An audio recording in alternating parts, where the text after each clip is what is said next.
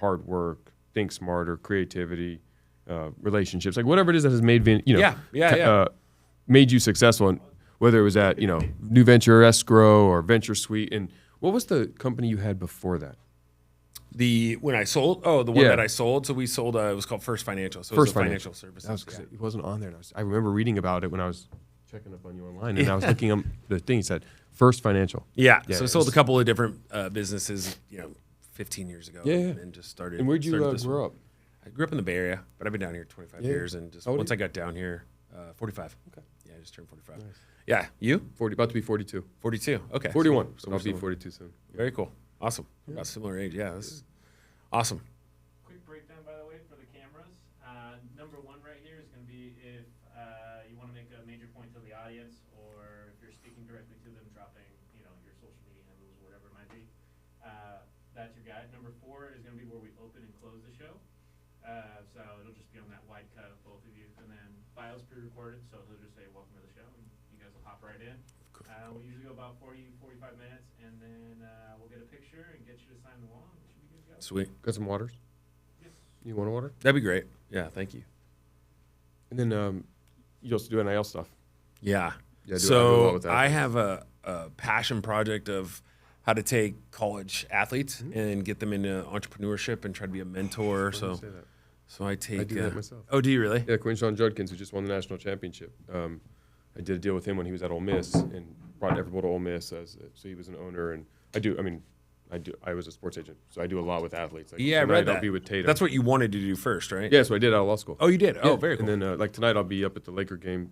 Jason Tatum is a partner of mine, and he's playing the Lakers if you follow the NBA. Yeah. So I'll be sitting with him courtside and Very hanging cool. with him, and then, but a lot of college guys we do, like Zach Edey before he went pro. Quinshon Judkins.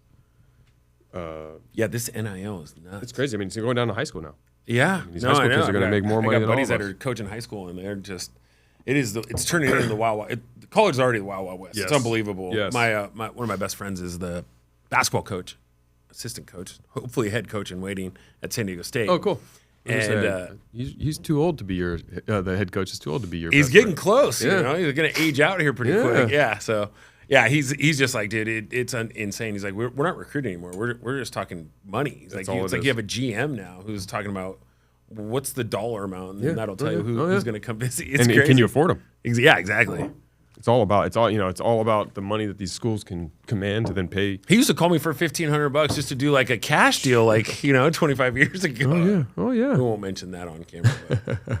Blue chips. Yeah, that's right. Yeah, the paper bag. Yeah. I'm going to test you guys out. Is this hot mic, or are we just talking? And Right you now guys- we're just talking. No, I mean, but like, do we need to speak into this, or like, is there? About fist length away I mean, from that, you could be it's like that. here, could be but here. Okay. I wouldn't be Yeah. here. Okay, cool. I'm loud anyway, so it's Back a little bit. I'll adjust in the back. But Okay. fist length a little bit around there is pretty Is good. Jeff tight too low? You want to adjust? I'm asking you. We'll give you a little bit of room, just in case you decide. To sit up. Yeah. And then flip your Friday. You still doing that we are. consistently? Yeah, Everything's good. We're just about to relaunch our new year here next week. So very excited about So what that. would if someone said, "What do you do?" in one sentence? How would you say it? Just an entrepreneur. That's what I figured. Yeah. What's your favorite thing to Serial do? entrepreneur. Yeah. Yeah. Great. Let me test you guys' audio, and then I'll kick you off. But real estate has kind of been your bread and butter, that whole arena. Yeah, real estate, and then from there, that's kind of like the platform. Yeah, but I mean, like that and then you can industry, expand into other stuff that's exciting and challenging. Yeah, real sure, estate, there's sure. a pretty easy formula, kind of like success, right? And then you can start doing stuff that makes you a little uncomfortable. Oh yeah. Yeah. Oh yeah. Which I want to keep doing more of. That I think that's like as you get older, you get your base and you feel pretty good about it, and you're like, okay, what's next to kind of expand your. What's what hobby you do? Something for fun. I golf. I exercise all the time. I read. I like to travel. Stuff Cool. like that. How about you? Sports. Outside of my family, I got kids, but yeah, I do. I play a lot of sports. Okay. Football, tennis. I exercise every day. You still play football? Oh yeah. Really? It's an old man ex-pro league. Yeah. Oh, no Yeah, shit. Jeff Garcia's in it. Kyle Bowler. Oh, really? Oh, yeah. Jeff. Actually, it's funny. Jeff went to San Jose State. Yeah, And he's then good. he played He's at the on my Niners. show. He's a good friend. Yeah. Jeff played at the Niners. So I was with the Niners for a little Yeah. bit, and I got cut after a couple months. But it was anyway. He and I are still. We You still play with connect him? here. You played? For very short amount of time. I had a cup of coffee with him, but yeah. He's good. He's a good dude. I mean, I play football with him. He's great. And, we now connect because of San Jose State. So we've gone a couple games and we stay in touch. Well, do you know Preston Bynes? No, name sounds familiar though. Because he played there about the same time. Oh, really? Yeah. I played in 98 to 2001. Okay. I graduated in 01. Okay. No, 98 to 01 at San Jose State, then at 01 with the Niners. Okay. And then cut, and then I was done. I got an offer, funny, in the LA event. I forget who the arena team was. And they put I had already started working, and put a contract offer in front of me, and like $30,000. I was like, okay, well, how many games? They're like 10 games. I was like, okay, 300,000. I was like, I could probably keep working. Mm. They're like, no, that's for the whole year. Yeah. Welcome to the minors. Yeah. I was like, no. My body ain't worth that. No. Not gonna happen. By the way, our audio is all good to go. Always, Drew Brees is one of my partners, and I always am like, hey, come play. He's like, not happening. Same with like Lance Moore, receiver. He's like, if I step on a football field, I'm getting paid, and I'm not doing it for free. That's fair. Is it full pads, everything? No. Okay. No, it's no pads, but it's two-hand shove. A two-hand shove, yeah. Okay. So you're getting thrown to the ground. I mean, I've had 8 knee surgeries, a replaced hip. It's scratches and bruises and scrapes, and my body looks like a... Yeah. I got beat up. With you? Yeah. That's why I'm into this biohacking stuff. Yeah. I'm like, I want to be able to move when I have kids. Yeah. How many kids do you have? 2. 19 and 13. Wow, really? Yeah. Okay. All right. Brandon said you guys got to save it for the episode. Yeah, we're already talking. Just edit this stuff in. Yeah, cut it all in. But you guys are all good to go. So as soon as you're ready, I'll count you in. I'm ready when you are. Yeah, I'm ready. Oh, awesome. Sorry, you're waiting for me. Yeah, no. All right. You guys are good in 3, 2, 1. Welcome to the show. This is great to be here. Thanks. Thanks for coming. I mean, it's weird and rare that I meet somebody who is a San Diego staple of 25 years, and we have never, successful as you are, entrepreneurial minded as you are, athletic as you are, and we have never crossed paths. So off air, we were just going through all of the mutual connections, and there were probably 1,000 more. And it's just one of those, like, almost like a, what do you call it? Like a shooting star when it happens, because you think you know all the rock stars in your city, and I've heard your name, but I've never had the privilege to meet you till today. So I'm excited to have you, and thanks for coming. Yeah, I appreciate it. Yeah, it is. It's weird. San Diego is still a small town. There's a lot of people here, but it's a small town. Yeah. So it is nice to finally meet. Yes, and what I love is that you are also another serial entrepreneur, and I love getting into these conversations because for a lot of our audience, they hear the word entrepreneur and they don't realize that there are so many different ways to be an entrepreneur, and I get chills when I get to think about and explore people's journeys and how you kind of took an industry where you felt some comfort and it has expanded now to so many different ventures. And I think real estate is such a exciting industry. You hear and see a lot of people rush to that industry because of a lot of money you can make and the opportunity, and there's the ebbs and flows. And what was the biggest attraction for you for real estate? For me, everything that I've done has been because of people. So I was introduced because of a contact when I played sports, and they to real estate as a whole? Into real estate as a whole. And it was the financial side of real estate at the time. This was back in 2000 maybe. Dating myself a bit. But the idea was around, I wanted to be around people that I either emulated or I could learn something from, especially at that age. I was just a sponge. You were either successful and wanted to ask you a bunch of questions about your journey, or you were just somebody that was already doing it and I wanted to be a part of it. And so that's kind of how it started. And then from there, just kind of iterated on different times what I enjoyed doing, what I thought I was somewhat good at, and then just kept kind of taking my path through. And that's kind of where. But was there like, I guess what I'm asking is like, when I speak to real estate entrepreneurs and people in the industry, sometimes there's the certain thing that was like, oh my gosh, I love it because sometimes it's the idea of passive income for cash flowing. Mm-hmm. Sometimes it was the development side because they could inject their creativity. Like, what was there when you first got into real estate? Because it's such a broad term, and there are so many niches inside of real estate, and so many ways to make money and participate. Was there one that was? I mean, you said the financial side, but what about it was like so attractive? Because for a lot of people, they're not sure what they want to do. Yeah. So they're lost in that thing, and so to find that. What was the hook that said, oh my gosh, this is an industry I can sink my teeth into and really dig in and learn? And obviously it evolves from there. And, we're going to get into all the fun ways that you have turned it into extremely successful businesses and ventures. But that if you can go back to the young days when you kind of were exposed, was it Everyone Needs a House? Was it that Rich Dad, Poor Dad book? And it's like, okay, I can buy a house and do this. Was it Donald Trump with his real estate empire? It's interesting. So I was very motivated by money at a young age, and I saw this as being a path to get there because I thought my impact would be had once I had enough money to do what then I wanted to do. And so I saw a platform and I saw commission checks and all this, and I said, okay, let me work backwards on, okay, this is what the end game is. Now, how did you do it? And then what would I be able to take my skill set at the time? And I thought that skill set from playing sports and kind of the discipline of playing sports, I could apply that to this industry. So it was like the shortest path to the highest yield to get to where I wanted to go, to then use those monies to then make an impact in other ways, which I always loved. Like my whole thing still is like leadership and people and like surrounding yourself with growing teams and stuff like that. I was playing sports and then just really believed in that as a captain and some of those things that I really enjoyed that part of it, not being the most gifted or, the best at the sport, but being able to make an impact. So I knew I wanted to do that, but I know I needed money and capital to do that. So that was where I saw in that particular time, 2001, it was right at that moment where everybody was kind of in real estate in some degree. And I was like, okay, well, let me try my hat in this. Let me see if I can do this, do it quick, and then platform it from there. Was it the sales side you started with? I was in sales, yeah. Because, that was the era of the liar loans. That's right. Stated income loans. And saw a lot of that stuff. Yeah. I was actually bundling a lot of those wholesale loans and then selling them into Wall Street. So I started in sales, didn't like the business because I saw a lot of this stuff. And so then we were aggregating a lot of them and pulling them into Wall Street. And so I learned the other side of the business. Then I was kind of just curious. I think one of the things as entrepreneurs, you probably know this, where you ask a lot of questions, almost like annoying to other people, where you're just like 25 different questions because you don't know if it's a good question or a bad question. You're just wanting to understand things and you don't care that if the other person thinks it's a great question or not. You're just like, what is that? Yeah, you're just curious. What is that? And I think for context, because I'm dating myself too, but for those who are younger than us, they don't realize that at that time in the world, there wasn't this internet to answer all of your questions.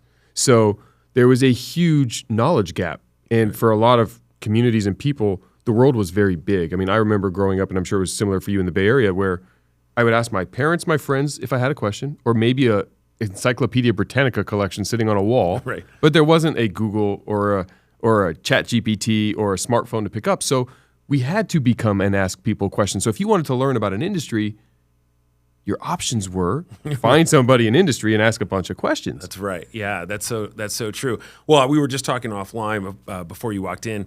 One of the things with podcasting, right, as an entrepreneur, and I'm curious, this is going to turn into a question, but one of the things that I've recognized is that I have a million things going on in my head, and I'm not active listening enough. So being in podcasting just at a small scale is taking the moment, being present, asking the questions, being engaged. And I've gotten away from that because you got 1,000 things. You got your phone, which has got another million things. But back in those days, at the beginning of time, almost pre-internet, we didn't have the YouTubes to learn everything. We didn't have the Twitters to go out and find all the answers to the top 10 things to be successful. Whatever that was or is today, back then it was just ask a lot of questions, go network, and use that network to try to find opportunities, and then just work like crazy around building that and building it out. Yeah, you just said it exactly, and the transition from that to where we are is enormous. It's fascinating to me because I have my 19-year-old daughter. She and me have certain life conversations as she's a sophomore in college. Like, what do you want to do when you grow up and finish school? And if I had to put myself back in that time where I was then today, a lot of the things that allowed me to early in my career become successful and build relationships in the sports agency world with athletes and get myself kick open doors and sell payroll and get the things done. Today it's all digital. So you would have to learn and figure out how to do it differently, right? And the charisma that you have and the idea of people. Teenagers today don't want people interactions. They want text messages. That's right. My daughter, my 13-year-old texts me from upstairs. And I get mad at her every time. She's like, Dad, I don't need to come downstairs. And I'm like, I want to hear you. I want to see you. You're my daughter. Can I please have a conversation? I need to know what your facial expression is. What's for dinner? And it's in a text message. Right. But that's their way of interacting, and it's unique. There are two things that I can look back on, and you just saying that reminded me of two very impactful things as I look back and say, what did my parents do that I'm really, really happy about, but didn't recognize it at the time? One of those was my dad was a landscape contractor, and he had me digging ditches for 8 years as I was a kid. So you learn a lot of hard work, right? You just understand, you see people that, at the time, we're not getting into illegal immigration, but these guys were just happy to make a paycheck. Yep. I mean, $5 an hour, and they were as hard of workers as I've ever seen in my life. The other thing is getting into the financial side of it right out of college. Throw you the white pages in your cold calling. You just have to generate these ideas, kind of like what you said with going door to door. Those two things, work hard and be able to originate conversations with people, right? No matter what you're selling, I don't care, but can you originate conversation and have dialogue and communicate? Those are two things that I really look back on going, those are two things that the youth really need to make sure that they have, and I don't know that they do. Well, they're not having to do it early enough and consistently enough to hone the skill. So if I was speaking to anyone 20, 30 or younger, I would tell them that if you can look someone in the face, create a conversation, be curious, listen actively like you said, respond, and have a real dialogue, you are standing out in a way that you don't even realize, especially if you look to raise capital for your business. Because I'm not saying this just to get a job. If you want a job, it's great. But when you want to meet with private equity and VC firms and family offices and wealthy individuals, private individuals, if you walk into my office and you want to have a conversation with me about a business, but you don't have the ability to do that, you better be the most tech-forward, next Zuckerberg, right? That I'm just betting on your coding ability, that you're building the next OpenAI, right? ChatGPT. Otherwise, that is what people do, because a lot of for entrepreneurship, to raise money, like you said, you need capital. We all need capital when we're young and trying to figure this out. Capital, most of the time, is betting on the person, not the idea. Exactly. And I think entrepreneurs spend too much time thinking that their idea is worth $1 billion. Right.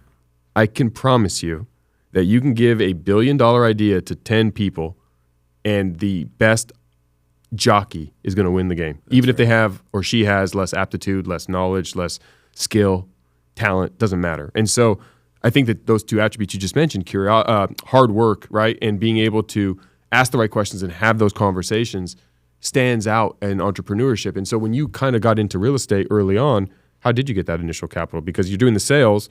You said you kind of didn't really love it, but you packaged some loans. Did you just make enough money? And let me say one other thing. Back in that time, for those who don't know, stated income loans, and they're jokingly called liar loans. Yeah. To get a loan for real estate, a banker would say, how much do you make? And I would say, I make $100,000 a month. And they would say, okay. And that was the extent of what I had to provide to get qualified for a loan. Now, $100,000 a month, maybe not, but if I said $10,000 a month, it was a checkbox. And if I went over a threshold, they would say, well, if you say that amount, you need to show me W-2s and payroll stubs. Right. So what is the number I don't have to, right? And that is what happened at an abundantly crazy level, which created the Great Recession and killed short-term killed the real estate market. But until then, there was a lot of money to be made, and it was the hottest industry. There was, so I think, I don't know that I'm fully responsible for the 2008 I don't crisis. blame you. No, I'm just kidding. No, it was. I blame myself. I bought a house during that time. I was young at the time, and obviously you're motivated by a lot of different things. But I remember telling people, "Hey, I'm sorry that this doesn't make sense for you, because you're actually getting a mortgage payment that you actually it's 120% of your actual income." Young Jeff would never have said that. Yeah, I would have said you should get two of them. Well, he was a police officer. I'll never forget, and it was just an interesting story. I just felt like, you know what, I do good for this guy. And anyway.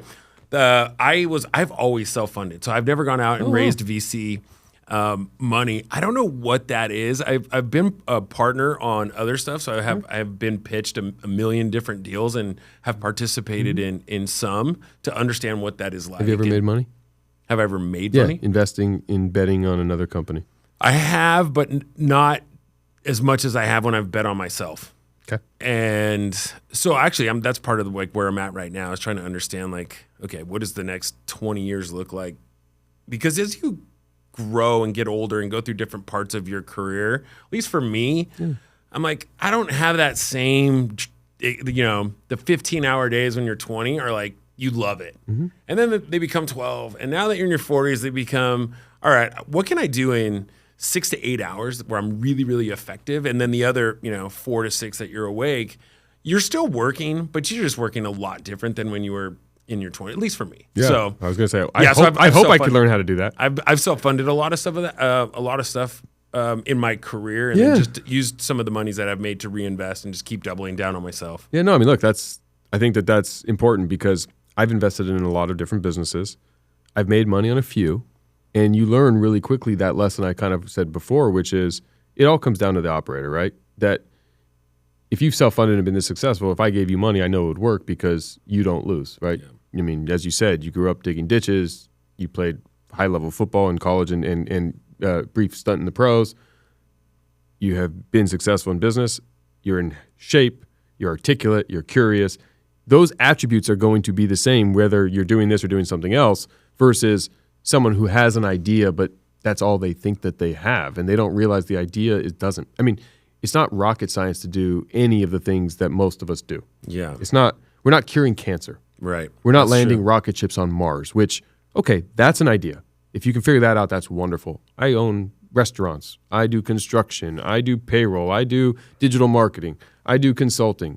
So does a million other people. Right. What's the difference? It's how you do those things. You play football. What do you think the difference is for most of the pros that aren't the extreme top athlete? Yeah. It's you focused on your craft. You dedicated yourself to it. You found all the edges. You outworked your competition. You gave it all your passion. You learned. You took care of your body. You controlled the controllables, right? So in your career, in real estate, and you mentioned it from football, you love the idea of building teams. You love the idea of kind of winning, and you kind of brought that over. And I think that sports is such a great indicator of success in business. At what point did all of those start to come to realize that you were an entrepreneur? Because I don't think you probably thought of yourself as an entrepreneur as early as you were one. Well, it's interesting. As soon as you work for someone, you recognize whether or not you're an entrepreneur. If you work for the wrong person. And I had a manager who would not even entertain some of the ideas. I've actually probably had a W-2 job for definitely less than 6 months. I always say it's probably around 3, and didn't have a lot of money. I took a $20,000 loan from my mom who didn't have a lot of money. And I said, Is that for your first business? Yeah. And I'm going to say, I said, I'll pay back within a year. I paid her back within a month. Which company was that? That was First Financial. That was the birth of that one. That was the birth of it. And so we just started running from there. $20,000 from mom? Yeah. Can I tell you a funny story? Please do. I started my first payroll business after 6 months of a W-2, my only job, and I borrowed $20,000 from my dad. Oh, is that right? Coincidentally. You know what's funny is we just started talking after just meeting, and I was like, we got a lot in common. Yeah. Just kind of mentality. And it's funny, there is a winning fabric, right? It's not the exact blueprint every single time, but it's really close every single time. Mm-hmm. Like I just look at the winning formula for people that have won. It's so infrequent that it was just luck, right? It's just like the lottery is not real for almost everyone. But what is real is discipline, is hard work and curiosity, and like setting up systems in which I'm a big hey, come up with a system and then iterate on it every single day. Figure out what works for you, right? For some people, they can sleep 4 hours. For some people, they need 10. I don't care what that is. Find out what your formula is and then do it and iterate on it, try new things, and be the best version of yourself. Like that to me is what I'm constantly working towards for me. Yeah, and look, I am very lucky, but so is everybody else. The difference is not that we get lucky or you don't get lucky over the course of a normal, of course, obviously there's extreme luck. I win the lottery. There's extreme unluck. You're born with some rare cancer and unfortunately there is those extremes. That is true. For the majority of people, there is the normal amount of luck we all get. The difference is that I have found is the people who find success and win, they recognize that luck and are prepared and in a position in life to capitalize on that opportunity. Example, it's unlucky of the Great Recession of 2008. It's unlucky of what happened when COVID happened 4 years ago and put everybody in a different tailspin. It's unlucky when macro, 9/11 happens and those things. That can change businesses, right? But at the same time, if you had some cash in your pocket in 2009 and you had been studying the markets and recognized that the real estate market cratered, but it would come back, and you were in a position to buy a bunch of real estate in 2009, you'd be a billionaire today. That's right. I was not in that position, nor did I have the knowledge and the aptitude. So the same lucky opportunity, oh, you're so lucky, you bought all those homes in 2009. All of us could have done that. Sure.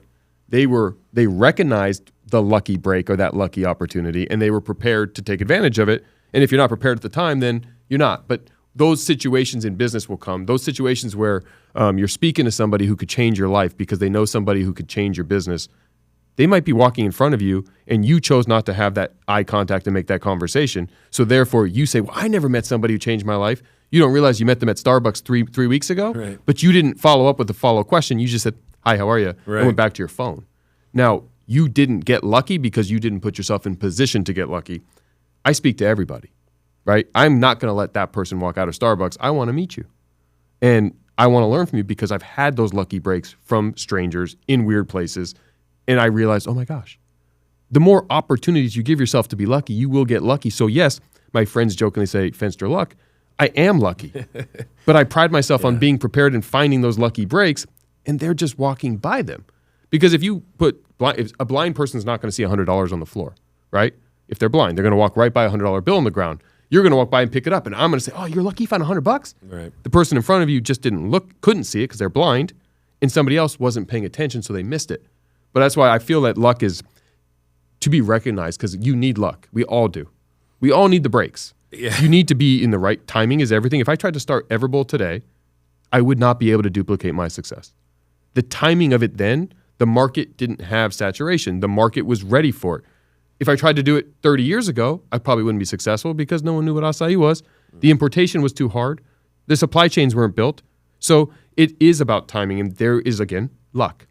That you have to be ready at the right time and recognize it. So I think I like that what you said because I agree that it's not luck as we think about like, oh, I bought a lottery ticket and I'm hoping. No. You were prepared in your career to capitalize on opportunities that you've understood, right? Used your skill set, had the right people in your network, and you built and sold serious companies. I think it's a really, really good point. Actually, a mentor of mine, maybe 10 years ago, as I was asking questions, had former CEO, ran a $100 million company, and I asked him what was one of the key things that maybe I'm not thinking about. He said the same exact thing, timing. Mm-hmm. He said, you have to take a step back in the busy work and think about really where you're positioned and where the markets are and how you're going to capitalize and leverage certain things to maximize opportunities. And I think it's a difference between checkers and chess when you look at stuff like that. So I do think a lot of people miss that point. I love that point. I think it's a really good one. Timing is important, and looking at what your opportunity is and given the broader landscape is something that I think a lot of people might miss or just overlook. Well, I think it feels good, and I say this because I was a victim of this myself at a certain point in my life, and I had more of that victim mindset until I didn't, of, oh, why am I not getting lucky? And you need to realize you're just not seeing it. And I know that's easy for someone to say who's not sitting in your seat, but I was in that seat, and so were you. And when you really pull out the successful winners in anything, they're doing the things and controlling what they can control and putting enough. Like I use the fishing analogy because it's easier to explain. I think where I go we go charter a fishing boat right now, and it bothers me every time because I'm with friends, we go fishing, and we all have one rod and we throw it in the water, and there's 7 more rods sitting on the boat with no hooks on them and no bait. I'm like, I'm here to catch fish. Right. Throw them all in. Yeah. Let our problem be that we have fish on the line on 12 rods and there's 4 of us. Right. Let that be my problem. Rather than us sit here and go, hope we're going to get a bite. Yeah. Let's put them all in the water.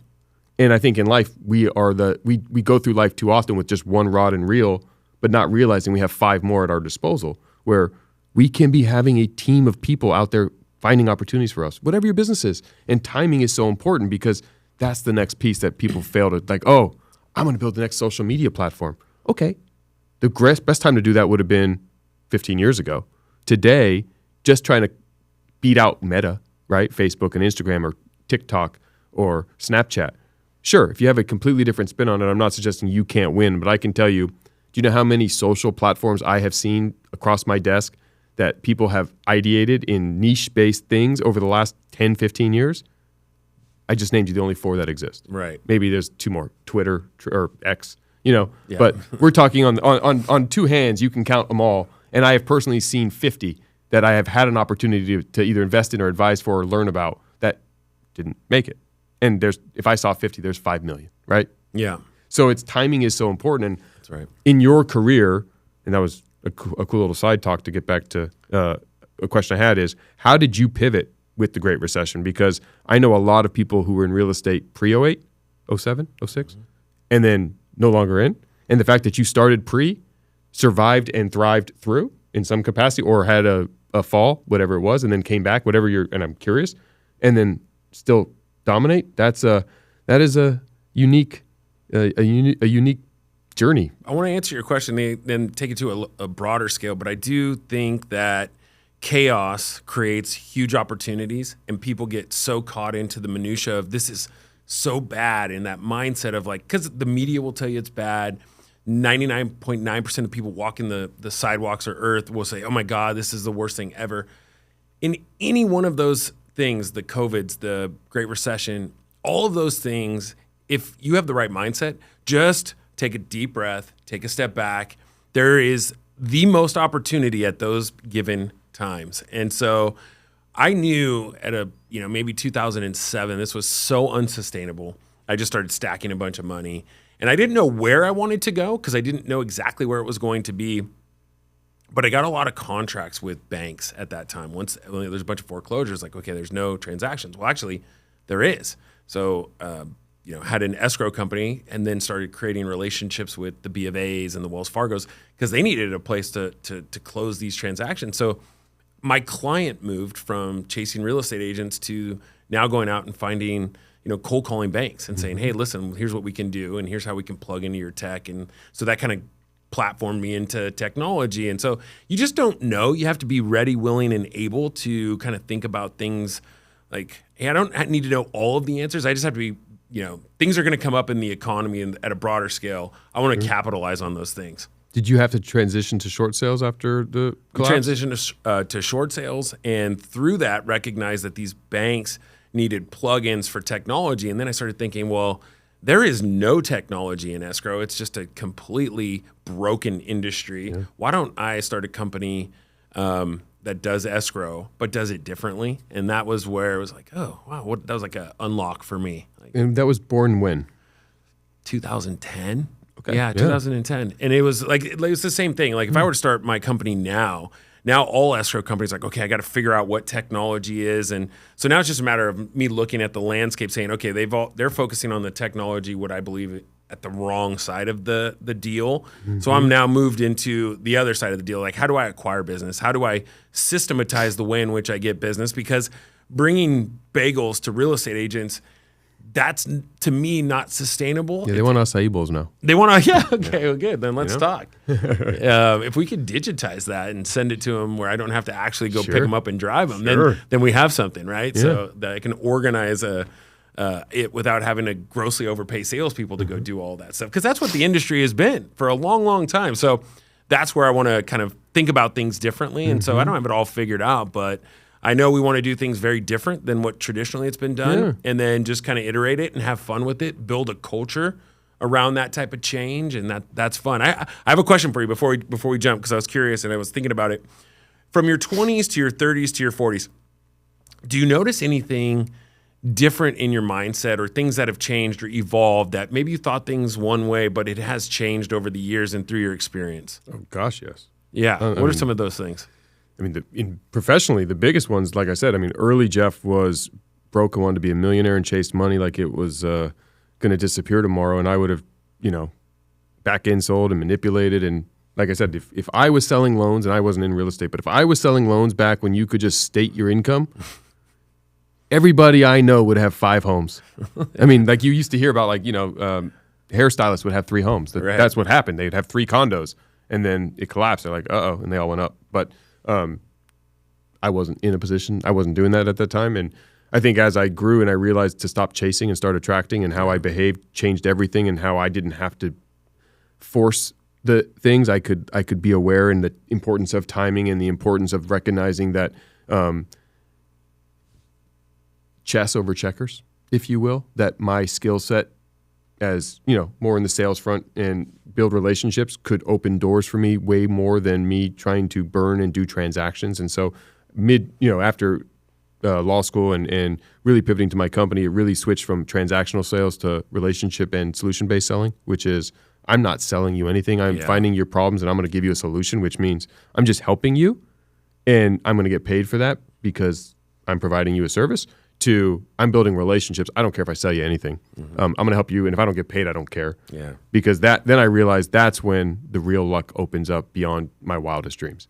And I get so much more luck because I help as many people as I can without caring what's in it for me, that I actually get paid 100 times more than if I said, and I need to get paid this. Right. And that epiphany in my 40s and 30s and 40s probably added significant wealth to my personal wealth bucket, as well as my relationship bucket, as well as my enjoyment on the planet. That's amazing. So it took, obviously, what do they say? In school, you study and then you take a test, and then as an adult, you take the test and then you learn, right? So I learned early that the way I was doing it wasn't working. And then when I finally made a little bit of money, it didn't fulfill me. So then it was like, okay, it wasn't money that I was after. I thought it was. And then it was like, okay, what am I really after?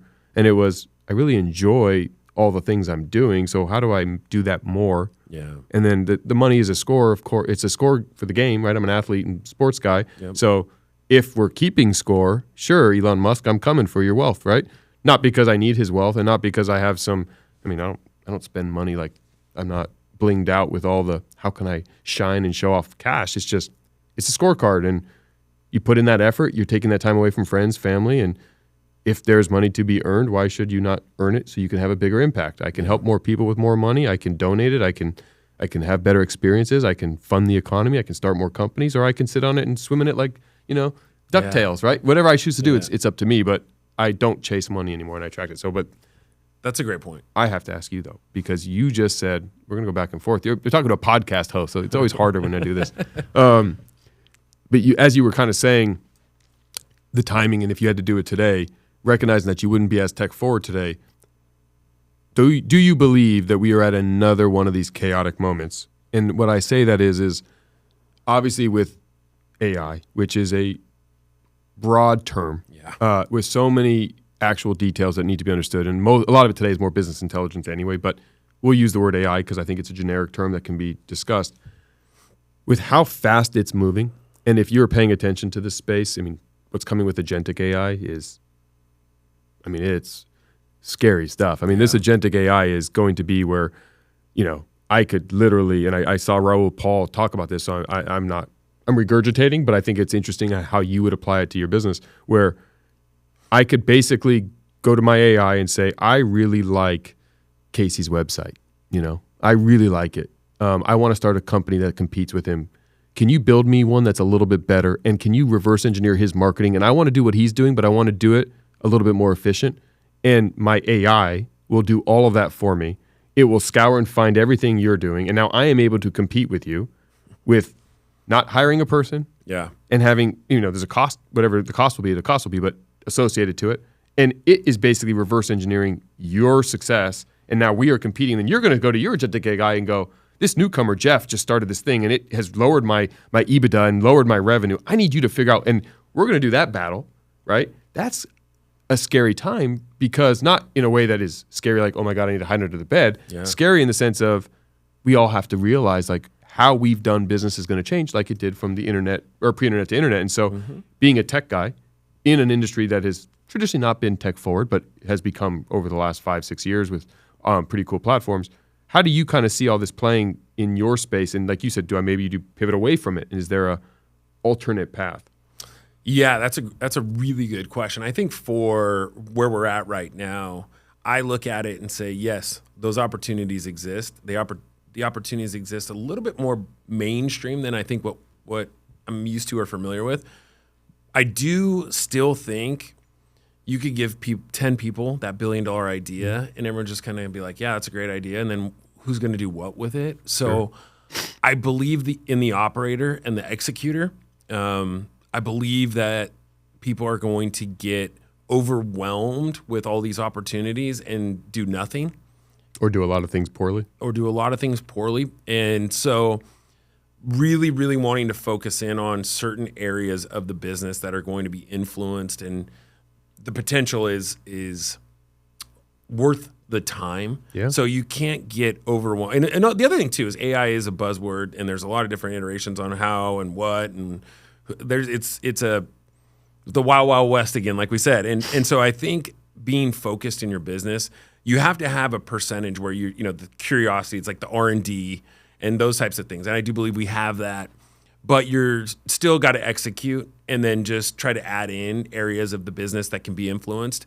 AI is going to be impactful, and there's just no question about it. It is like the internet in the 2000s, and there were some ebbs and flows in that time. Mm-hmm. I think we were part of that at our age group and kind of watching. And I think what I'm excited about with AI is being in a position of the last 20 years, having really good experience, being able to execute, and now looking at it saying, okay, I can pick and choose which horse I want to ride or which race I want to race in and those types of things. So that's where it's like we're still in the very, very early stages of it. Sure. You just need to be very specific in kind of what you want to tackle and how you want to tackle it, and making sure that you don't waste a lot of time and stuff that's just going to keep you away from the things that you're good at. Yeah, I mean, I agree holistically. I guess more as an entrepreneurial conversation, entrepreneur to entrepreneur, it's a double-edged sword, right? Because if you don't apply it soon and you are overspending for resources, or you aren't as efficient as your competitors, then you will eventually lose the game. Or if you don't adopt the internet back then, you went extinct. Look at Blockbuster to Netflix, right? Great, easy example. Circuit City and Radio Shack that are gone. So you will have that same catalyst happen at some point. But simultaneously, being with other founders and CEOs and business owners, some of them are like, oh, I'm so excited. I get to reduce my G&A and I need less people, so my costs go down. And while that is a true statement, what I always say to them is, okay, and aren't you excited, Jeff? Well, yes and no. I'm excited to replace redundant, slow, antiquated behavior with efficient technology. Example is, I don't want to do typewriting. I want a computer, right? Yeah. I don't want to print things. I want to email. I don't want to. So yes, the people who used to do that, okay, I'm sorry, we're going to have to retrain you. But if I replace, 90% of my workforce with automation, digitization, AI, and business intelligence, that sounds nice from my P&L. But the thing that everyone is forgetting is if everyone does that, then nobody has money to buy my acai bowl. Yeah. I can't sell bowls to people who don't have jobs. So if we replace, because I geek out on this stuff. I get curious, right? So I'm just watching and learning and reading and observing. And, they're like, oh my gosh, like lawyers, which I'm a lawyer. Most of lawyers don't need to be there anymore because there's these AI tools that can do that. And accountants, oh, we don't need them. And we don't need any in the marketing department. And we don't need anyone in the finance department. And I'm like, okay, if you don't need any of these people, then who's buying your products and services? Yeah. Well, where does it all go? Do you think there's always these pendulum swifts, right? And I think what we've seen, for me too, coming out of COVID, I'm starting to see people really want to shake hands and get together again, right? These whole experiences, getting together. Like in our industry, we're seeing it more and more in certain areas. There are certain things where they're like, "Don't call me. I don't want to know. Just like shoot me a text and I'll answer it." But we are still in the relationship business, and so when we talk about AI, yes, there are certain things. Like I look at our industry when you close any type of escrow, it's like the deal is consummated. But there's how you got the deal, and then there's how you close the deal. I think AI is going to really impact how we close a deal. I mean, once they get to the deal part of it, they're like, I just want to close. I've already decided I want to close. Like, I want to make sure what I'm buying is what I thought I was buying, and then just get me there as easily, quickly, and cost effective as possible. Makes sense. For me, it's like, what is the way in which you go find properties and experience it and see the house and meet with the people, and like, do you need those people, and what are the touch points, and what is the impact on the people-to-people side of it, and how AI is going to look at that. So that's kind of what I'm thinking about is how we actually acquire business and what the relationship side of the business is going to be. And I look at it in stages, business stages, right? It's hard. I used to think when I was younger, I'm like, it's going to be hard for me to predict 10 years from now. And I think now more than ever, it's going to be hard for me to say what's going to happen 10 years from now. But in real estate, definitely 5, probably 10. We're going to be transacting in a similar type of way, which is going to sound crazy as today. I do believe this. Watch. Okay, I want to hear this. Okay, so because I have some challenging ideas. Okay, good. Yeah, good. And like the blockchain came out. How long did blockchain come out ago? About 10, 12 years ago? More. Right? Yeah, long. 15, 18 years ago? 15, 18 years ago, right? And so for 18 years, I've watched your business is going to be gone, right? I do believe I will be retired from escrow by the time the deal happens completely on blockchain where it's mainstream. Sure. There's a lot of There's a lot of reasons why, and it doesn't really matter. Sure. The real estate agent, I still believe, is going to have a role in a real estate transaction. I am on the 100% opposite side. I think you're going to survive, and I think they're gone. So, and everyone is saying that, and I disagree. I don't know if I'm going to hear why. Okay, because there is, like, I do feel, I've seen transactions, and I don't think consumers do it enough to be good enough. And I do think for transactions that big, for the vast majority of people, the small detail intricacies, the negotiation, the difference between a buyer and a seller negotiating together. I think there's value, especially in really good real estate agents and 100%. Brokers. Like even in deals that are not real estate related, I've had a great relationship with brokers, and I've found deals and negotiated things that I wouldn't have gotten on my own. And I think people just look at, what am I paying? And there are certain times where you're paying an agent and a broker in anything, sports, real estate, that you don't get value for what you're paying. That's kind of across the board with a lot of different things. That's, 90%, 10% of the profession provides all the value. 90%, to your point, people feel underwhelmed. Real estate industry in general just moves way slower. So you could have a lot of different things be impacted. I just think with the different jurisdictions in the different areas, the different states, the different licensing, the people that are involved. So like if I look at it, for sure 5, 10, maybe you're right, but I'm curious to hear where you think real estate is going. I think you survive more than the broker, and it's not that I don't value the broker, because I do. I'm a sales guy by trade. Mm-hmm. I understand, but to your point, the behavior of the consumer is changing. Meaning, this is the part that I think that is being missed. When the internet came, my mom, my dad, for me, I was like, oh, this is cool. My mom and dad were like, oh, no one's ever going to buy clothes online. Like, how do you try them on? No one's ever going to buy a TV or a couch. Like, I got to sit on it. No one's going to buy a car on the internet. That just was, we couldn't fathom that as a realization, because you went to the place, you touched the place, you saw these big, massive retail everywhere. Right. Fast forward, I don't know the last time I bought clothes not online. My mom buys clothes online. Shoes are bought online. TVs, cars. Things that we never could have considered are now bought online. True. So then when you think about our generation, we're now, back then, my mom's generation. We can't see how you would not want to go and see house and touch house. But my daughter, she doesn't think about it that way, because her whole life has been online. So for her, the idea of meeting with a broker to go tour 6 houses that she could look on Zillow, right? Do Google Maps, drop the thing in. If there's a Matterport it, right?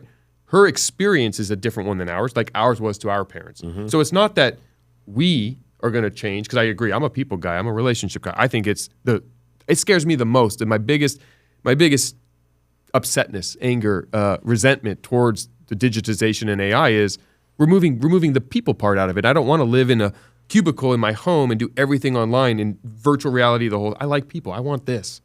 Don't you think people are going to come back to that to some degree? Well, yes and no. I think our generation, yes. I think the young kids today that will become us in 20 years, no. They, just like we are our parents. Like my grandfather and me never could see the world in the same way. We did as like foundational who we are as people.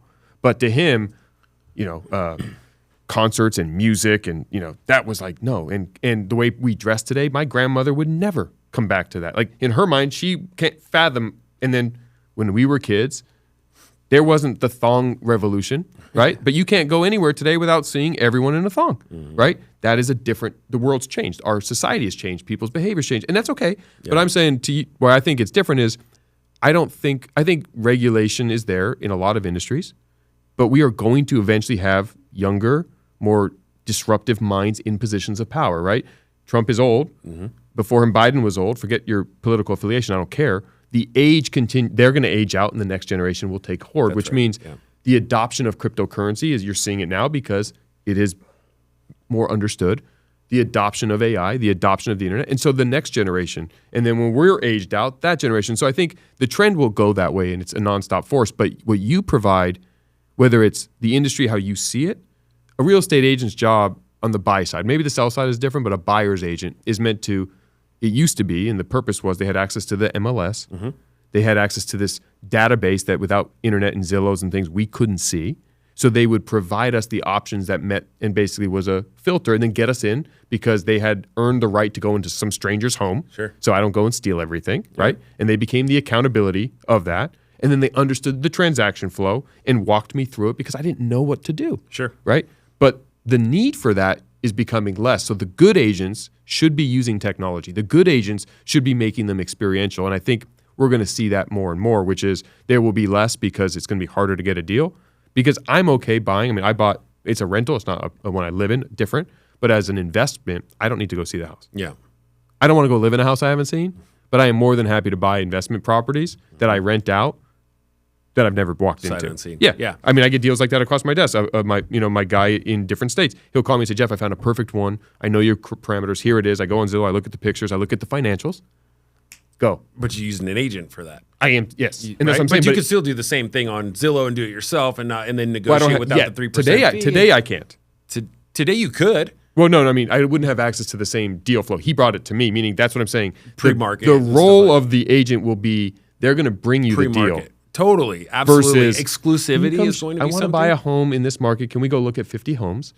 I think that's going to change. I think access is going to be Yes. really critical, right? Instead of Yes. relying on the MLS or the Zillows, once it's gone to everybody, then it's been chewed up and hopefully spit people out. listening to our conversation, they're getting ideas to become the next entrepreneurs in the space, right? That's right. Because that's the birth of entrepreneurship is what is a problem I can solve that people are dealing with or the market doesn't realize they need. Well, also too, I mean, look, real estate is no different. Every industry will be impacted, Every single and like massively. So I don't want to sit here and mine's be like going crazy. the old grandpa, right? Yeah. Oh, gosh. I mean, it's going to be impacted. It's going to change. It's going to look very different. I think real estate's going to be a little bit slow to the party as it normally is. And I've been hearing the agents out. Technology is going to eat real estate, and I just. Something like that will catch some momentum. Let me ask you, should it? Like, Yes. forget the people person side. Yes. Forget your love of it. Yes. Would you agree it is too many hands in the jar and it is too slow? 100%. Absolutely. Yes. And it's a lot of red tape and there's a lot of things that could be improved and changed. And I just think, like, if you're asking me to look into the crystal ball, I think 5 years it's going to look remarkably the same, even with AI. Sure. 10 years, I think we've got something in 10 years. But there's 100 things I could give you today that you could cut out of a real estate deal that would make it a lot more easy, simple, and clean. And that's actually where I see a lot of the opportunity. Like right now, that's what I'm really focused on is how to clean this up, make it simple for everyone, and just create an experience to where, I mean, that's how I got into the industry in escrow. I was looking at it going, okay, let me go meet with sellers. I'd get done with the transaction. I go, what did you think? They're like, I had no clue what was going on, right? Like I was just confused. And there's a lot of confusion in the business. People don't do it a lot. It's a huge transaction, super stressed out. So I do think that, I think things are changing so quickly. Everywhere. Everything. Like I just read about fast food. They're working on to where your license plate will pay for your meal. So it's going to scan your license plate on your car, and it's like Apple Pay, but it's license plate pay. And so in a few years, we'll pick on Chick-fil-A. I hit a single button on the Chick-fil-A app, which is normal order. It geo-targets my car, so it knows when I am the right distance away from that Chick-fil-A to start my order. I go through the drive-thru. It scans my thing. I roll my window down, and a robotic arm hands me a bag. And I didn't place an order. I didn't speak to a person. I didn't pay anything, and I leave. And my food was made exactly when it needed to based on traffic patterns and when my car and me was the right distance from the restaurant for the food to be ready in time for me. And robotic arm, now I don't know who makes it, didn't get into that. So it might still be people, it might not. But you already heard about the avocado machine that Chipotle was working on. Now they're working on robotic scoopers. And so that's what my whole point is, pilots. I mean, they fly unmanned pilots in the military. I mean, I have a friend who flies and drops, ordnance in Middle East from Las Vegas, right? They have people flying planes in Vegas that are not with people and carrying passengers, but is there not a world in 20 years where autonomous flying is happening? I mean, most of the flying today is minus takeoff and landing. I don't want to do that. I'm uncomfortable. I want a pilot there, right? I don't want my pilot in Vegas in a room. I want them on the plane with me. Right. But is there not a world that we talk about, autonomous driving? Have you been on a Waymo car? No. Oh my, that's crazy. It's crazy. I've seen them. I've done it. It's in Scottsdale, and I was just out there for a conference, and I was like, I got to try one of these things. Was it scary? 15 minutes? No, it's actually a much better experience than your typical Uber ride, and it took me 30 seconds to get comfortable with it because you can watch the technology work. and then you watch the car, and you're like, these Uber drivers, they've been up for 18 hours, and they, who's to say that this is any worse or different? Sure. But it felt, I mean, within a couple of minutes of being like, this is weird, let me take a video on my Instagram, to, man, I kind of like this. Like, this is going to be something in major metropolitans that's going to happen. With self-driving cars, then I saw this thing about if you buy a car and you finance it and you don't pay your bill, it doesn't get repoed by someone coming. It just drives itself back to the damn place, right? It's gone. Can we do that with houses? You park it too? you better park it in a garage. Or the rental market in California, right? I've heard horror stories. The doors just lock themselves. Well, yeah, good luck. But I think this, as scary doom and gloom as all this conversation may sound, it's not, because what will be birthed from it is a whole host of new things that nobody could have thought about e-commerce in 2001 and warehouses and how that works, or what a social media influencer. You would have said that in 2001. We're like, what are you talking about? What are you talking about? You're going to pay somebody to do what on TikTok? Dance? Come They're on. just famous athletes. Or it's a kid opening toys on a thing, a YouTube channel like that made Justin Bieber. Could not have been in our foresight. No, I'm saying in 2000. That's all we knew. Was just people that you see on TV. Yes. Yeah, on right? some channel. And so new things will come up and how it's used. And that's where that's why I love entrepreneurship. Because to me, entrepreneurship is very simple. You're a problem solver. That's it. That's what it means to me. Everyone has their own definition. And there will be new problems, and old problems will be solved. And good entrepreneurs solve problems, which then create new problems, and then someone else solves them. Well, there's that is what's interesting, and it just kind of made me think of this. There's going to be a whole new generation of entrepreneurs, right? Mm-hmm. These younger generation of entrepreneurs have at their fingertips the ability to solve problems, or at least have ideas to solve problems like instantly. Right? Yes. We used to be back in the day, and just of like, okay, here's what's happening. Then you ask, okay, well, how do you want to solve this? Give me some ideas. And then you gotta kind of go back and forth. People now, I've asked people, how do you want to solve this? And they get on ChatGPT and they're like, here's the issue. Here's where, and then they're learning prompts, which I think is great. There's just going to be a whole generation of people using AI. And the challenge then is we're all using the same creative think station. So maybe it's how you prompt, but then it's about taking the prompt. Like, it's the same thing like a recipe. We're all going to get the same ingredients in a recipe, but it's all going to taste different for how we all make it, because how much salt and a little extra, a little less. So it's going to become into now the nuance of the individual, the operator. That's right.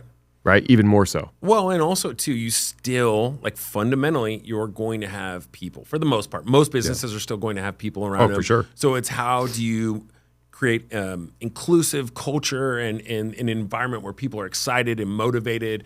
Those types of things, I still think that there's going to be, at least in our lifetimes, right? Like, I can't tell you in 50 years from now that all this stuff is like that. And for me, I mean, I hope I'm around to see a lot of this stuff because it's really exciting, especially, to see the progress of changes. Yeah, exactly. Yeah. So that's kind of where the world is at right now. It's kind of what we're watching, and we're in the zero inning. But you speak on leadership and people, and I think that's a really good segue for us. What is your view on leadership? And I know that's a very broad question. So said more definitively, to attract talent to work with you, and you said inclusive, which I think is an important word, and you said it some version of inspired, motivated, and what drives people, whether it's money, opportunity, fulfillment. Everyone is different in what their motivators are. Do you believe, and how do you believe in leadership and building teams? Like, what is your core philosophy? Yeah, that's a great question. I think for me is obviously going out and attracting people with an opportunity. I think it starts with me too, like being energetic, enthusiastic about what I'm doing, having clear paths for people. So I think for a lot of time they're focused just on a certain position, and I think you have to look very, very broad and then continue to whittle it down to each individual spot. Sure. Like clear, people that are driven. It's like your impact and your influence to help people achieve whatever they want to do with their careers. So when you look at like leadership, is not just what I'm doing, but it's what impact that I have on the people that are reporting to me, what impact that they have, what systems that you create, what vision are you building for the company, how do I act and how do I show up every single day? Yeah. Like a lot of these things have domino effects because the people that are reporting to me have people that report to them, and there's different layers of every organization. So when you create a well-run organization, I think there has to be real tactical and strategy around going out and identifying talent, building, because ultimately I could be the greatest cheerleader in the whole world if I've got 100 people running around that don't have some of those traits that are important to what we're doing, it's going to be tough. So do you view leadership as cheerleading being a huge component of that? Like being Yeah, I think, well, it's funny. I've had to actually kind of learn some of that, right? Like I think there's certain things I just expect to get done. And I think people do need cheerleading. They do need to be high-fived. And I do think that you have to go out and find people doing things good and celebrate. And in my younger years, I had this like military type leadership where you're just like, yeah, this is your job. You did it. I expect that. Now what's next? What's next? What's next? And so I've changed styles, and I do change patterns for different roles and different people and different opportunities. So I do think some of that stuff is kind of learned based on the person that you're mentoring or leading. And I do think culture is something that has to be at the forefront. It's got to be something you're talking about with your team. It's got to be something that, again, is you're trying to create an impact for the whole entire organization. It's, it's branding. It's how you communicate with people. It's how you handle problems. It's broad. And that's why I think a lot of people, with leadership, even sales, they don't teach these things in school, right? It's just been for a long time. It's just like, that gray area. We know it's important, but we don't know how to talk about it. We certainly don't know how to grade you on a quiz for it. So it's something that I've just kind of taken a passion on, probably because they can't grade on it, per se. Like you're just either good or not good. Well, it's subjective. It's subjective, right? Because leaders, there's 7 ways to approach leadership, and I guess the mission objective would dictate part of what style is probably best. Because if you're in the military, you probably need a much more militant style of leadership. Right. I don't think you can win a war and achieve military objectives with a cheerleader inclusive. Well, you tried your best today. Thank you. Yeah.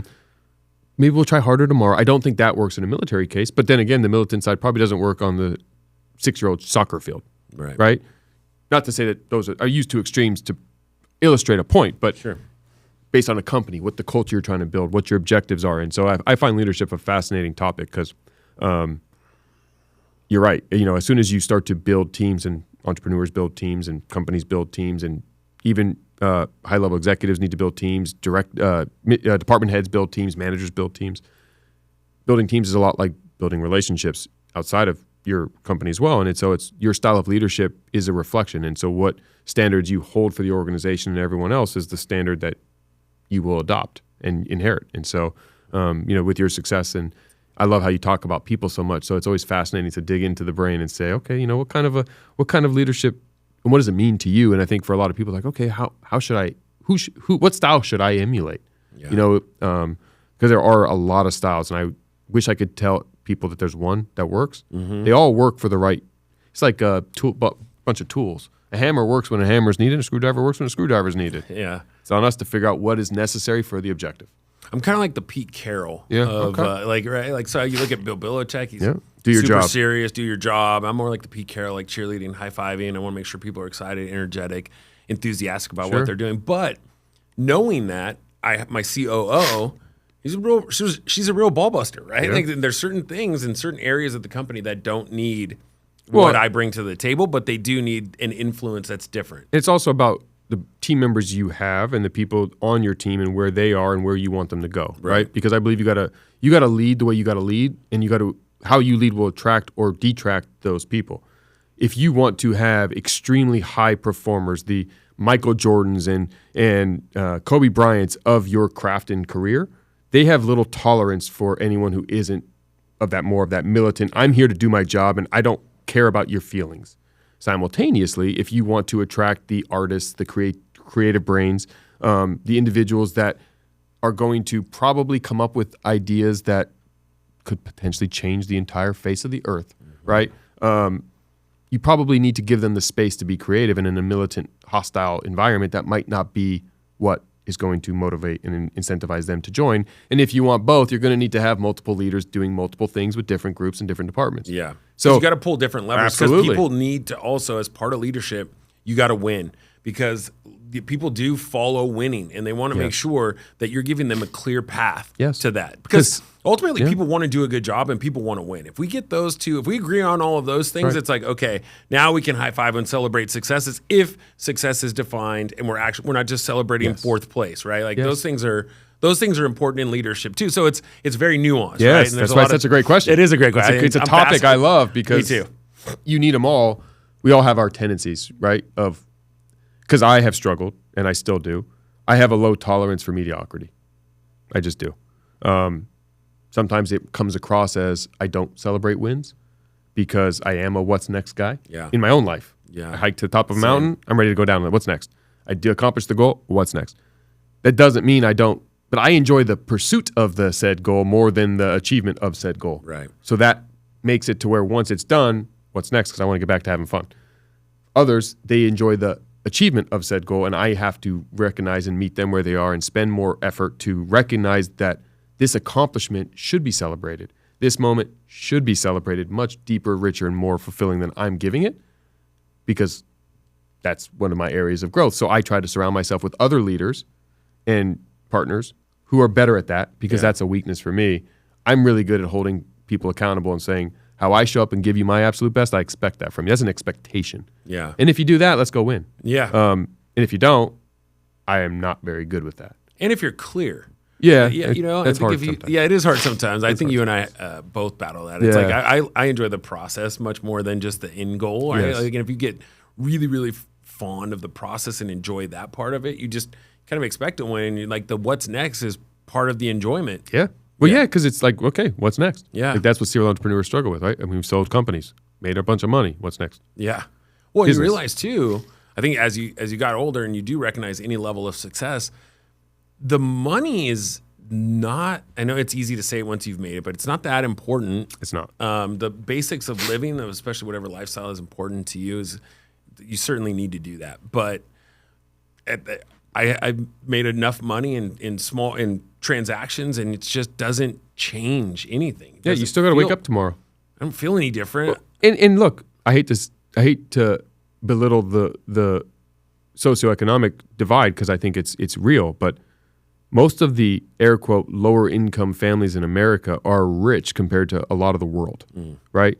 If you go to the Indias and Pakistans and Afghanistans and most of Africa, $10,000 a year of income is an astronomical amount of money. Right. They don't fathom that. They're working for $4 a day equivalency. We don't live there, so you have to live where you live, and you have to support yourself where you support. And so in America, it is a lower income amount.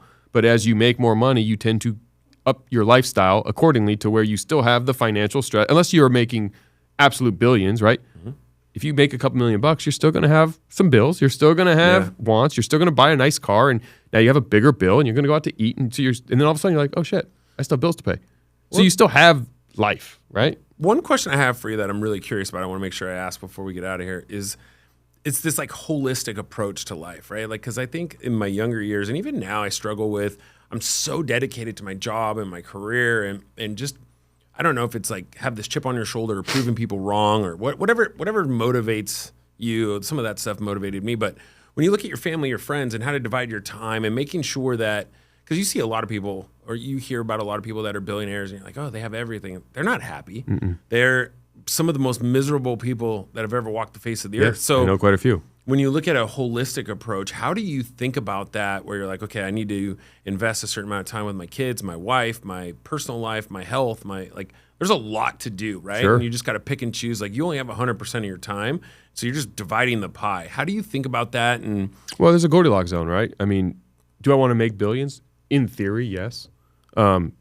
It's not going to make me happier to make billions, but it'd be cool to be a billionaire. But then it wouldn't be cool, because a billionaire, the problem is you don't get genuine relationships anymore. You don't get to hide.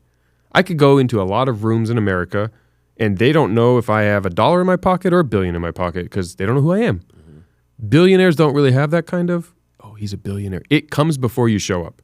There's only so many of them. So their lack of enjoyment in life is the fact that everybody wants something from them. Everybody kisses their ass or doesn't, right? It's either a hatred or love. And you never really have that real, authentic relationship outside of who you knew earlier in life. It's really very hard for them. And, I play in a regular poker group, and there's a couple billionaires in the group, and they talk about it in a weird way where it's like they don't have that human moments a lot of the time, where when you meet somebody and really quickly you can Google anyone's name and you go, holy smokes, that person is worth $4 billion. Instantly you look different. Mm-hmm. Whether I don't need anything from you, but you still look different. Right. I am calling you a billionaire. Right. That is already, it's a doctor, right? You're a doctor. Yeah. I now look at you differently. not in a good way or bad way. Oh, like you have been boxed. Yeah, your class. And that billionaire box is like, okay, everybody wants something. And so I think for them, it's hard because then they start to have a little bit of a resentment and a little bit of a negative look on society, which then creates a downward spiral. And then a lot of them are miserable and don't have good relationships because the money is gone now. Money is as trivial to them as we take water, right? I don't think about water to brush my teeth. It's not something in my brain. So everybody else in the world is hunting money, and they have no restraints, nothing stopping them and they don't have people to enjoy it with. So it's really less fulfilling and empty unless you have a company you're building and staying focused and doing, or you buy companies and grow. So I think billionaires aside, for me, I look at it simply as I like to do a lot of things. My family is my priority, but I don't look at time with my family as the only part of that equation. I think a lot of parents do.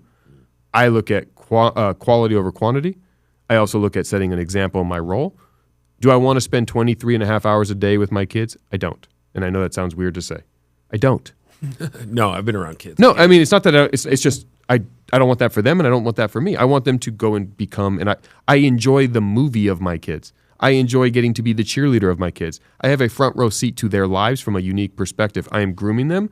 I got to hang out with them a lot when they were little. Now one's a young adult, one's a teenager. I am watching them live that experience, and I get a front row seat and I get to stay behind stage of the concert and talk about it with them after they spent their day and their decisions. I mean, that's a cool position to be in, but I want them to go spend time with their friends and play sports and do sleepovers, and I want to go do what I'm going to do and us to have a missing each other moment, right? Or I wish I could see you more, Dad. Great, let's plan a daddy-daughter date. Let's do more together with intention of wanting to be there with quality. My wife I want to spend more time with, so not the same, but same thing there. I need to also go do me. I have what makes Jeff, so that's my health, that's my profession, what I sink my teeth into. That's got nothing to do with my family, but it has everything to do with my family, because I do it for them so I can be around a long time and be healthy and be able to hang out with my grandkids and kids. I need to make resources to set my family up for financial stability and opportunity.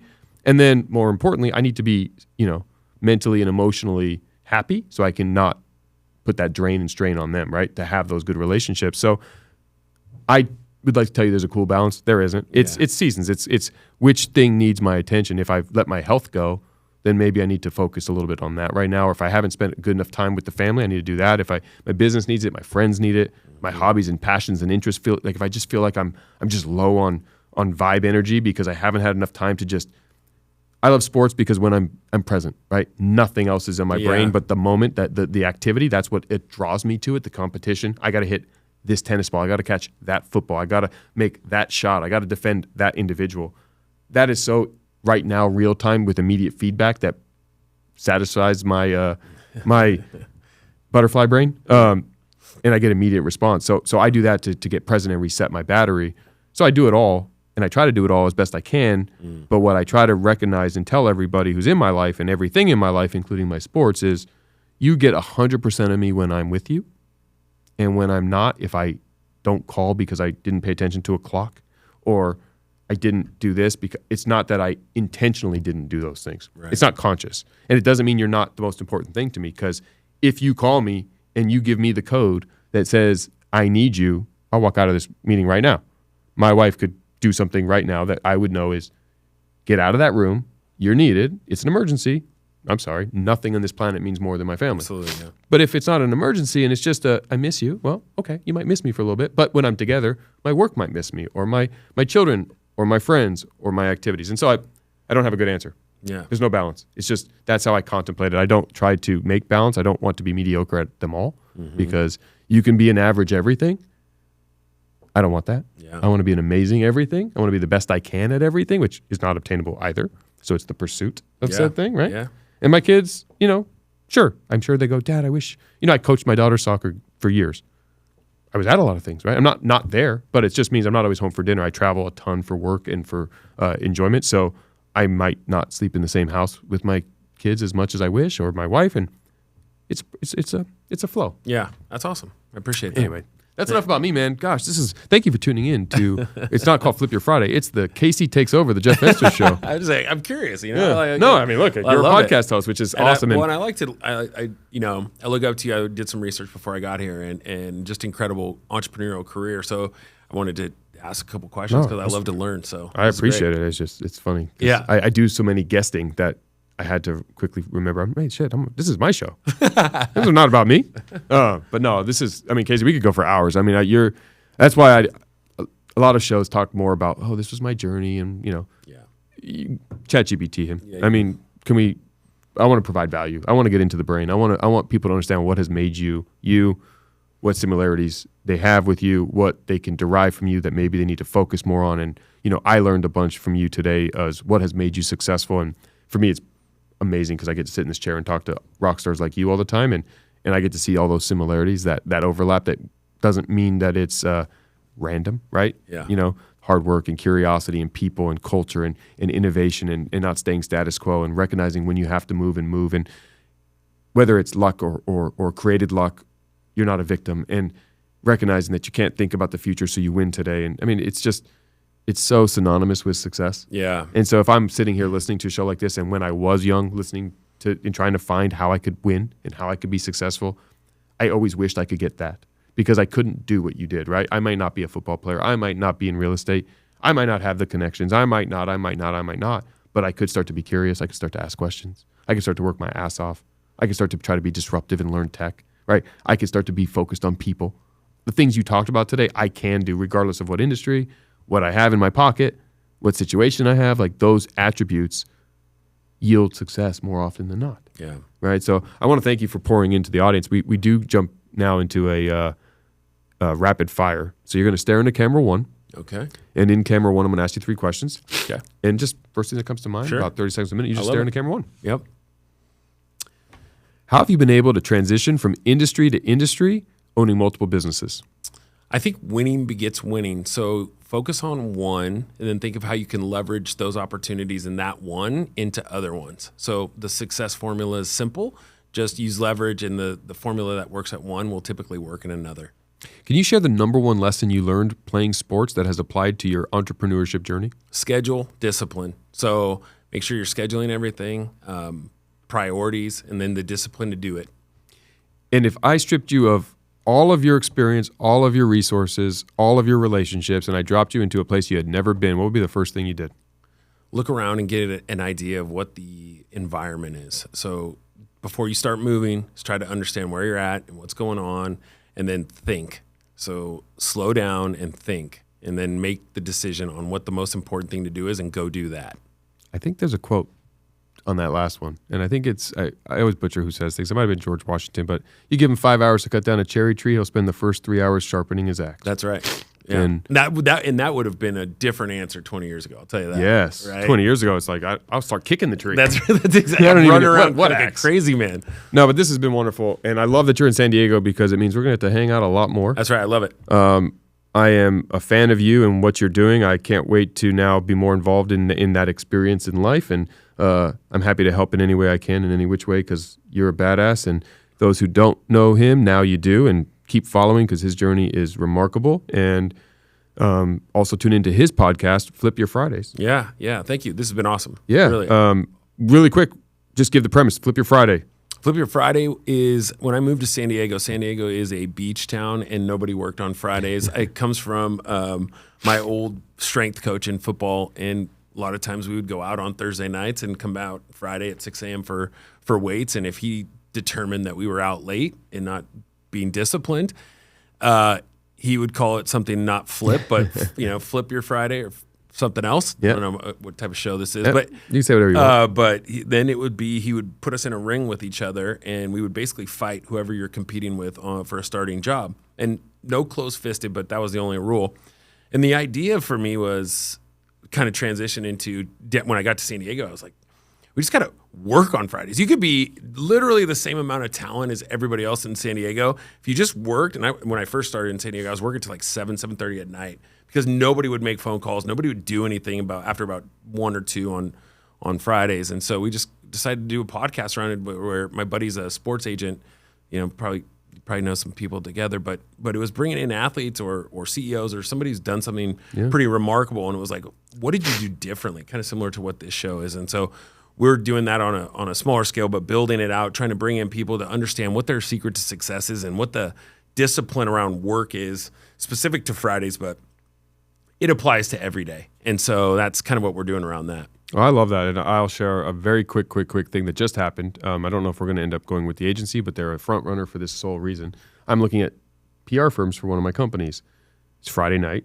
It's 7:30 on the West Coast, and I start filling out forms on some companies I've been researching. I'm still working. It's Friday night. This was literally last Friday, so 6 days ago, 6 days ago. 8:30, I get a ding. I got a response from one of the agencies. The founder CEO. Now, this is a decent size, this is a national agency. I mean, this is not like a boutique in San Diego. I mean, this is a serious player, another state, so it's a couple hours later where he is. He responds, Jeff, know your brand, would love to be a part. Let's schedule a time. I respond back with an email. He responds back. We trade emails for the next hour and a half. We coordinate. We did a demo on Monday. To your point, flip your Fridays. Yeah. That was the moral of that story. I love that. That's your Friday nights. Yeah, exactly. The high road is easy when the road is clear. Yeah, there you go. So you don't have to take the high road. There's no traffic at 2 a.m. No. So nobody's making phone calls on Friday night or returning emails or texts. This gentleman from a PR firm that I have a lot of respect for did. That's amazing. Yes. I figured I'd get a response Monday or Tuesday. Yeah, I love that. So anyway, thank you for coming on. I'm a fan. I can't wait to continue to watch your journey. Make sure you guys follow him, and thank you for tuning in. Boom. Boom. Last one, just the audio bumper. Yeah, so this is an example of an audio bumper. So you're not going to memorize this or anything, but this is you doing a lead off for the show. So you could say, I would be like, hey, this is Jeff Fenster from Everbowl and the Jeff Fenster Show. And if you're ready to learn about how AI is disrupting, like what we talked, precursor, like whatever you want that you felt that we talked about, leadership, technology, like precursor for this episode. A foreshadow of your guys' episode of what they'll get. Change the format to make it clearer for. Okay. I always have to so explain in camera one. Yeah, yes, like sir. a promo. Oh, Yep. cool. Yep. You'll just shout yourself out first. Whatever you want to shout out to, if you want to shout out the show or whatnot. But whatever. plug yourself, and then you can just open up and then end with just you got to listen to the Jeff Fessner Show. Cool. Hey, this is Casey with New Venture Escrow. Just finished up at. Are we doing just finished up here or just starting? This would be what I like. This would be an example. Like, hey, this is Jeff Fenster from Everbowl and the Jeff Fenster Show. If you're ready to level up your career, your relationship, or your life, you got to be listening to the Jeff Fenster Show because that's what we talked about. Got it. Like that's what I would have talked about on the show. So okay, cool. Two, three things that you feel that we delivered that they're going to get from this, like how the real estate industry is changing, or a deep dive into AI on the world, or how I look at leadership, or how to, whatever it is. Got it. Yeah. If you want to blank, then you got to listen to this episode. Got it. Okay, cool. Hey, this is Casey with New Venture Escrow. If you want to learn what the fabric of winning is, and specific to real estate and everything entrepreneur, then you got to listen to the Jeff Fenster Show. Tune in. Awesome. Good. You feel good on that one? I mean, you want me to give it another? I'll give Yeah. you another. Let's do one more. Do one more. Hey, this is Casey with New Venture Escrow. If you want to learn the fabrics of success, winning in entrepreneurship, sprinkle in a little bit of real estate, but either way, listen to the Jeff Fenster Show. Jeff knows exactly what he's talking about. We just had a great conversation. Do you mind cutting up the last part and just saying, then you got to listen to this episode of the Jeff Fenster Show? No Just say that problem. sentence. You got to listen to this episode of the Jeff Fenster Show. Got Yep. it. Okay. If you say just that, I think we should be good. Oh, okay. If you want to say that one more time. Literally just be like, so you got to listen to this episode of the Jeff Fenster Show, just so he can do his edits. Yep, I can cut cool. that part in. Okay, cool. Then you got to listen to this episode of the Jeff Fenster Show. Boom, that's a wrap. We want them to hear your episode, not my got it. show. Okay, cool. Right. This is already, because, some you start to see who are the guests